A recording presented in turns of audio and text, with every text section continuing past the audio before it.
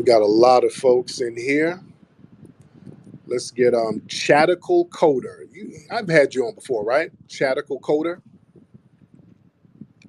What's up, Chatical? Chatical? What's going on? What's up, Chatical Chilling, Coder? man. How you been? I'm good, man. What's on your mind? Oh, nothing. I was listening to that guy earlier that said that he didn't want reparations, and I was just I was just sitting here thinking about that conversation that he had, and I mean, it was interesting because you said that PragerU is white supremacist.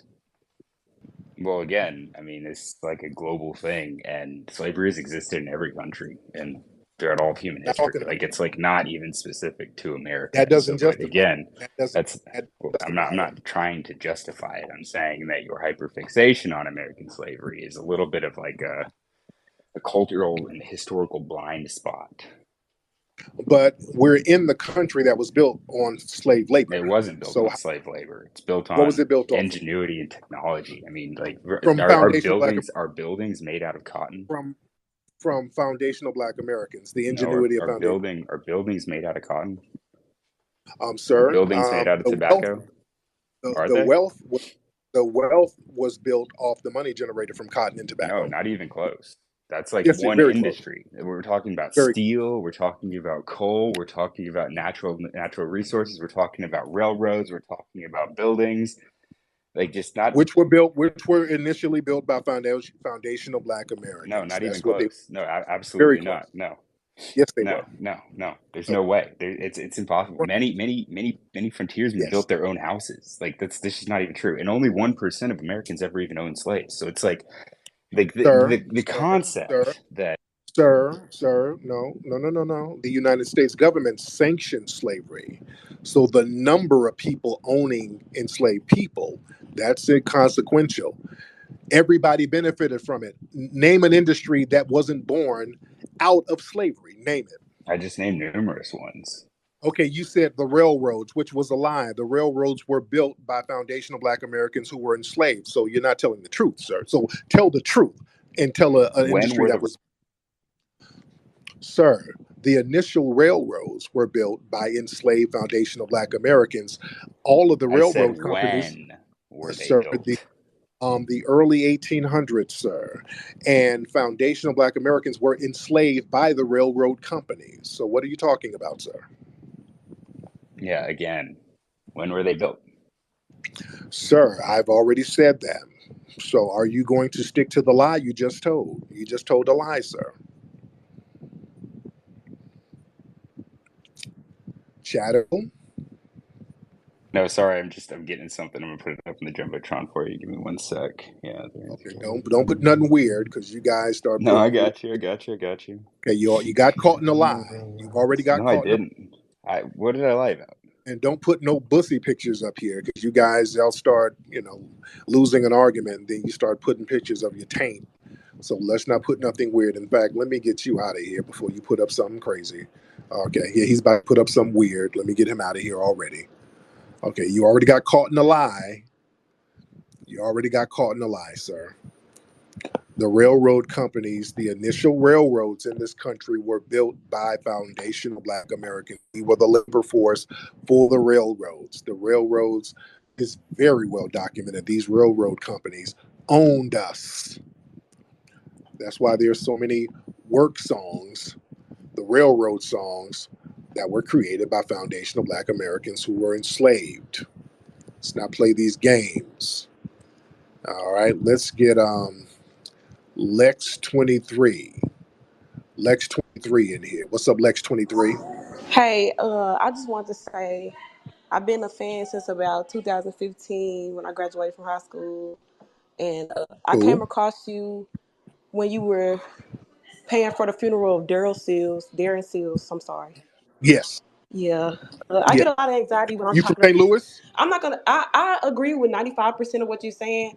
I would just say like you're like really traditional, but Mm-hmm. I came across an observation. I want to discuss it a little bit. Hold on, I was watching kids. Let me step out. I got my mama.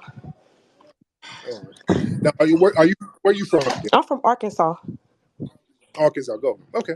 Go ahead. Okay, so like when I was in 12th grade, our teacher, I had a foundational black teacher, um, she presented this book to us called The Heart of Darkness, and it was written by Joseph Conrad, who was an explorer.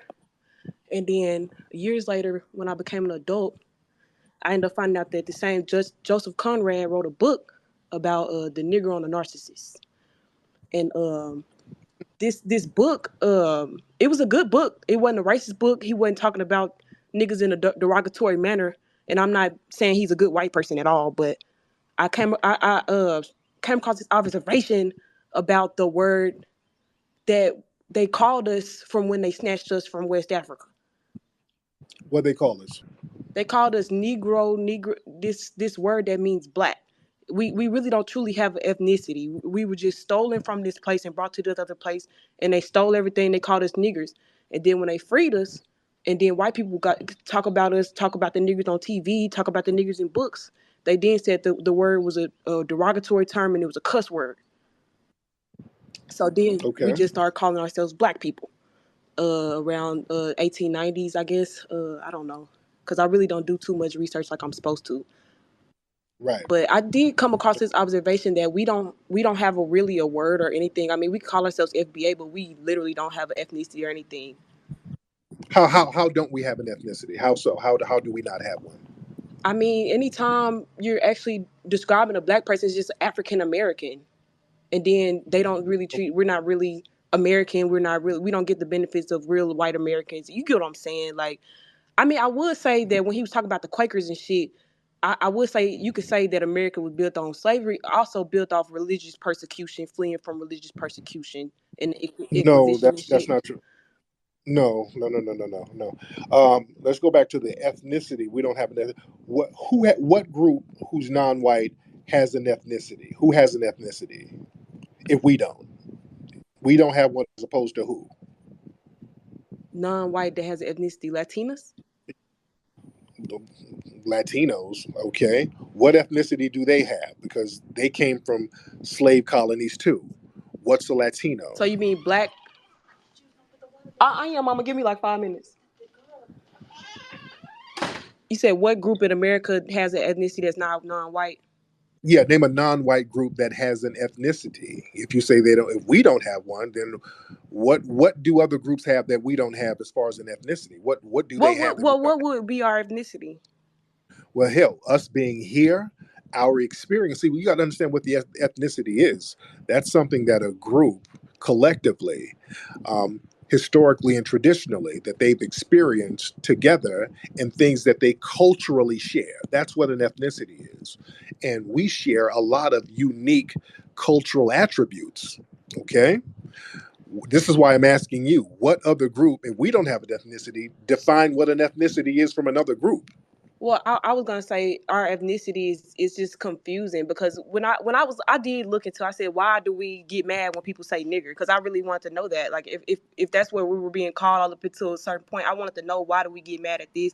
I didn't want to believe that we just get mad at this because they beat the fuck out of us and called us niggers while they was beating the fuck out of us. At one point, this word was actually neutral. It just meant the black in any language. We speak English language, which is derived from Anglo-Saxon. 60% of English stole. They say 60% of English uses Latin words that was borrowed, and nigger is also a Latin word, which No, it's nigga, which means. no, no, no, okay, no, no, no, no, sweetie, no, no, no, no, no, no. Nigger started to be derogatory probably in the 1500s, early 1600s. It was an amalgamation of the Spanish word negro. Negro means black. They were using descriptive terms for us in Europe, like Moor, and that comes from a Latin word, which means black. So they were always kind of describing us in terms of color for a long time in Europe. I read something totally different. Okay, what did you read, dear? Because they didn't go to when they went to Africa, they didn't say, "Hey, these are niggers. Let's take them." They didn't do that. Well, I mean, the Benin nation, the Bantu nation, they changed that place to Niger, Okay, and before it was called nigger, it was literally spelled Nigr. It's Niger. It was never spelled nigger, sweetie. Who told you that? But that's what I'm saying. It's to say that it came from the word Negro when they changed the whole place to Niger. But before the real spelling of the two G's, it was with one G. That has nothing to do with the word Negro. I mean, literally nothing. But the etymology of the word, they didn't call us Negro over in America. They called us nigger.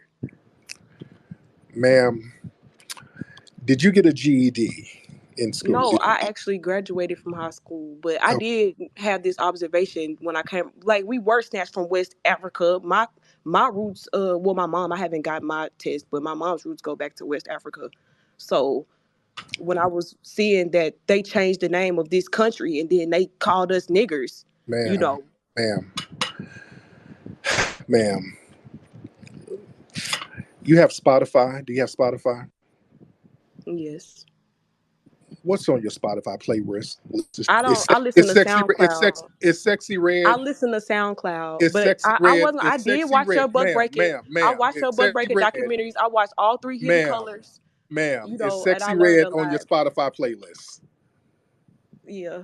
Thank you. Okay, thank you, dear. All right, have a good day, dear. Okay, yeah. Okay, that's all I needed to know. Okay, that was a sexy red fan. Yeah. I'm not going to get through to her. I can tell by her talking. I'm talking to a sexy red listener. It's not, no, you know. Yeah, that wasn't gonna go nowhere. I'm sorry. Yeah, then I realized, well, yeah, I tried.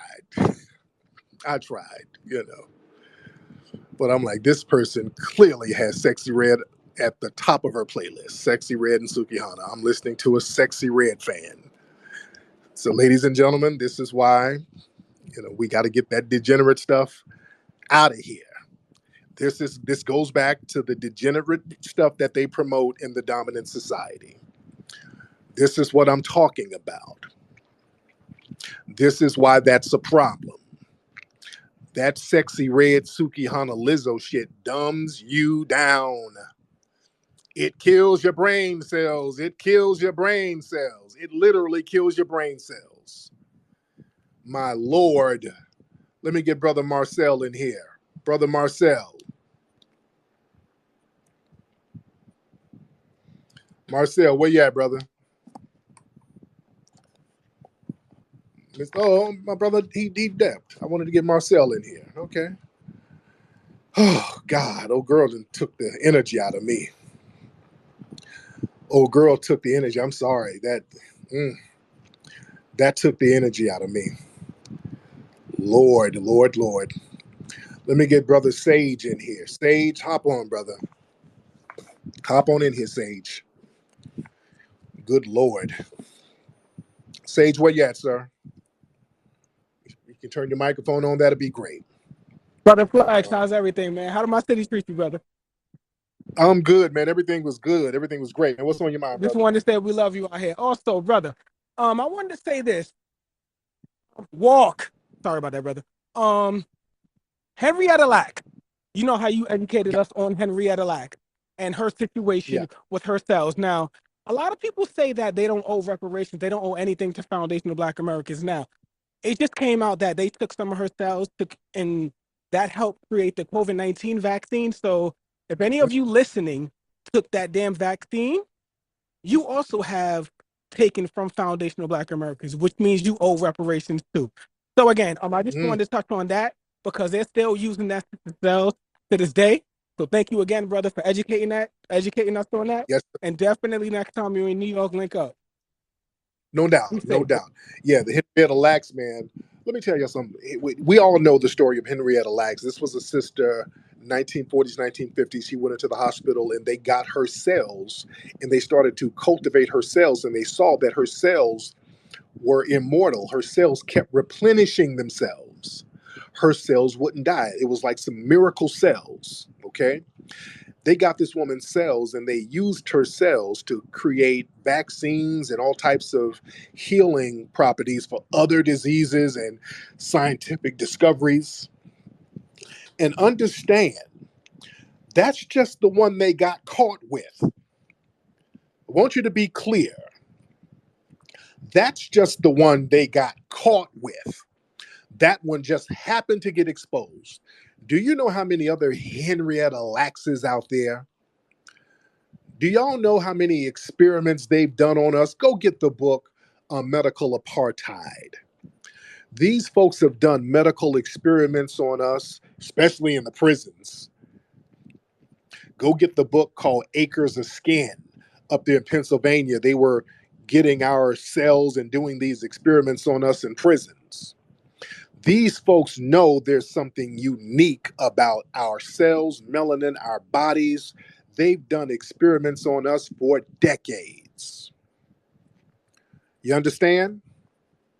They saw how we were healing ourselves. Remember, we were the first people who were the root workers, who were the medical practitioners, who were successful at it. They got a lot of the game from us. They got a lot of the game from us. We were out there in the field, in the soil, in the dirt. Don't let these people try to minimize us with just cotton and some damn tobacco. We knew all types of herbs and remedies and healing properties. We were out there in that soil. Don't ever let like the white supremacists called earlier, how'd you build buildings with cotton and tobacco? Listen, stop all that. There was a reason why in the 1700s, the mid 1700s, they were creating laws in Virginia and South Carolina to stop us from putting them roots together. They had laws against us using herbs and roots, mixing them together because it was so powerful. We were doing root work, not just healing ourselves, but we were taking some of them white supremacists up out of here. We were deadly with them damn roots. We were surgical with them roots. That terrified these people, but they also needed us, though. See, that was the gift and the curse. They needed us in our expertise in the root work and the hoodoo, but they were scared. They still had to kind of control us. They're like, yeah, we need this nigga to heal us, but we don't want this nigga poisoning us. We don't want him chewing a root and spitting at us and getting us fucked up. I'm telling you, like I did on that broadcast the other day, there were black people who were root workers who had these white supremacists shook. Marie Laveau down there in Louisiana, I broke her down. The hoodoo woman who the white supremacists were terrified of. There was another brother named Domingo. I want to say his name was John Domingo in South Carolina. They called him the Black Constable. He was another hoodoo root worker up there in the early 1900s. They were terrified of that brother. We were scaring these people with how thorough we were with these roots and that herbal knowledge and that medicinal knowledge. You understand? They don't tell you that about that part of history. Let's get Brother Marcel in here. Brother Marcel, what's up, fam? You. I'm good, sir. How are you, I'm brother? doing well, and I just want to say, speaking of root work, in South Carolina, they had what we still call, some people here still refer to them as, but used to be called snake doctors. And some of these snake doctors were so skilled, they had a natural knowledge of medicinal plants and how to treat not just the body, but also the mind, the soul, and or even the spirit, that they emancipated South Carolina, which was the capital of slavery, would emancipate a lot of the black men and the black women because of their skill with Mm-hmm. medicine. And they called them snake doctors. Today we call them root doctors because of their use of plants. So it's very good history you're diving into. And these things are still done, like you said, they're just done in private now, and they're done with coded Yeah. language. So I'm glad you're delving into that. Thank you. Yes, indeed. I appreciate that. But yeah, my man, he made a good point about the snake, the snake doctors. Marie, going back to Marie Laveau, she would walk around New Orleans with a snake around her neck. That's another thing that scared these white people. And the name of her snake was Zombie. The snake was called Zombie. Look that up. Marie Laveau, the famous voodoo woman, root worker down in Louisiana in the 1800s. She would walk around New Orleans with a snake around her neck. The snake's name was Zombie, and they were so terrified of that woman because she was powerful with what she knew. We were putting in some real work, man. They don't let you. They don't want to tell you about that part of history. So that's why it's important for us to keep the history out there and tell that knowledge. And you guys go to rootworkstyle.com. We got a root work package. Go to rootworkstyle.com. We got that a phenomenal deodorant that you guys are going to love, and it has that High John the Conqueror root in it. You guys are going to absolutely love that, ladies and gentlemen. Anyway, y'all, it's been real. Let me get out. We almost got 2,000 people in here. We are in here deep, deep, deep. Shout out to everybody. Y'all need to. Oh yeah, we have an event out here in LA. Come to the Hidden History Museum on October 12th. Come October 12th at the Hidden History Museum. We got the comedy vibe going on. It's going to be a great night. Saturday, October 12th. Get your tickets at hiddenhistorymuseum.com. hiddenhistorymuseum.com. Everybody can come. Sometimes white people email me. They're like, Tariq, man, I'm in LA, dude. I'm in LA. Can I come to the museum, brother? Yes, you can. If you're white, you can come. I'm going to tell the DJ to play some Cyndi Lauper, some John Cougar Mellencamp. We're going to play songs for you. We're very inclusive. We have a lot of good stuff. We got drinks. We got some Jaegers. We're going to have some Bud Light. I'm going to have the bartender have some Bud Light. What else do y'all like to drink? All right. The Zimas. We're going to have some Zimas, a couple of those, and all of those good drinks that y'all like. It's going to be phenomenal. You guys are come on down. You're going to really enjoy yourselves. You're going to really, really enjoy yourselves. I got to figure out what else you guys like to drink. But yeah, come on down. It's a vibe. hiddenhistorymuseum.com. Get your tickets. Come on down and party with us. It's going to be on and popping, ladies and gentlemen. Anyway, y'all, that's been it for today's broadcast. Go to rootworkstyle.com. Get your root work package. We still have a limited amount of the root work packages now. We got the new deodorant, all natural. You get the root work face towel. You're going to get the American Maroon Blu-ray, the Buck Breaking DVD. You're going to get all of that and a book called Mysteries of the Root, a little booklet that gives you an introduction to root work. Get all of that right now in a package deal at rootworkstyle.com, ladies and gentlemen. All right, y'all have a great evening. Papia Kute and Lalavuve to the family. Peace.